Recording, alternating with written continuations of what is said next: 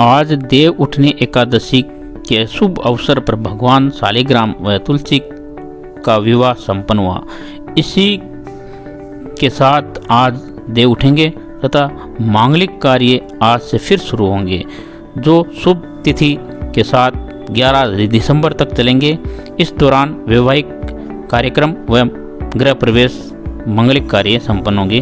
Corona संकट के समय 9 माह बाद तक मंदी का दौर चला, जहां से वैवाहिक कार्यक्रम में बैंड बाजे व टेंट तथा वैवाहिक व्यवसाय से जुड़े व्यापारियों के लिए इस बार सुखद खबर है कि मांगलिक कार्यों की स्वीकृति प्रशासन द्वारा 100 लोगों की दी गई है, जहां पर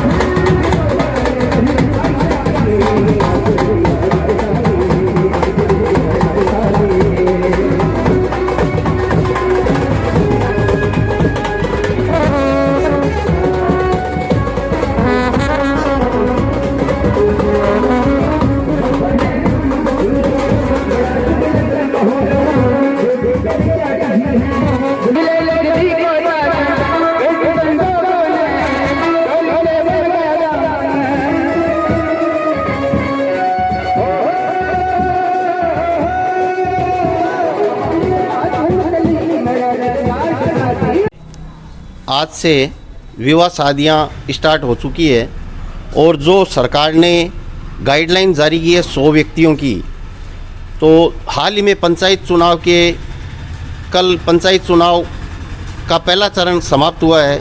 उसके अंदर हज़ारों की संख्या में पब्लिक इकट्ठी हुई थी। तो ये जो 100 व्यक्तियों की गाइडलाइन है, क्या विवाह शादियों के लिए ज़रूरी है?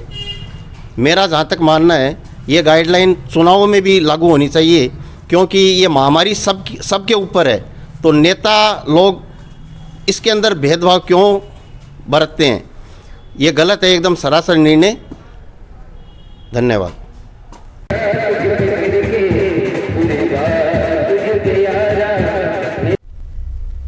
आज से मांगलिक कार्य शुरू हो गए हैं, क्योंकि आज एकादशी है और हिंदू शास्त्रों के अनुसार, पंचांग के अनुसार हम पूरी जानकारी लेंगे पंडित श्री राम दादी से, जो कि यहाँ के प्रसिद्ध युवा पंडित हैं और ज्योतिष आचार्य हैं। हम बातचीत करेंगे। बताएं किस तरह की जानकारी देना चाहेंगे आज के इस दिन पर? जी, आज के दिन चातुर्मास पूर्ण होता है और आज संवत 2077 और कार्तिक शुक्ल एकादशी व्रत स्मार्थ है। स्मार्थ का मतलब होता है कि जितने भी गृहस्थ हैं वो सारे आज के दिन तुलसी माता और शालिग्राम जी का विवाह संपन्न करवाते हैं। और कल जो एकादशी है, ये 26 तारीख को नवंबर 2020 को जो एकादशी है, उस एकादशी को कहते हैं वैष्णवी एकादशी। मतलब वैष्णवों की एकादशी। निम्बार्क पीठ के जो है और उनके अलावा जिन्होंने शंख चक्र ले रखा है, साधु समाज है, वो कल 26 तारीख को पूजन करेंगे। और तुलसी पूजा, विशेषतः तुलसी जो है वो वृक्ष नहीं है, माता उनको हम कहते हैं।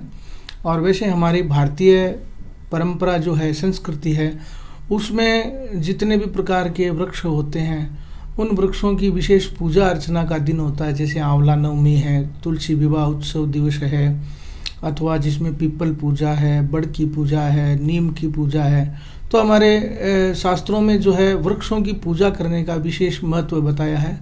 और उस पूजा के द्वारा हमारे वातावरण की शुद्धि हो, हमारे स्वास्थ्य की जो है वो स्वास्थ्य अच्छा रहे।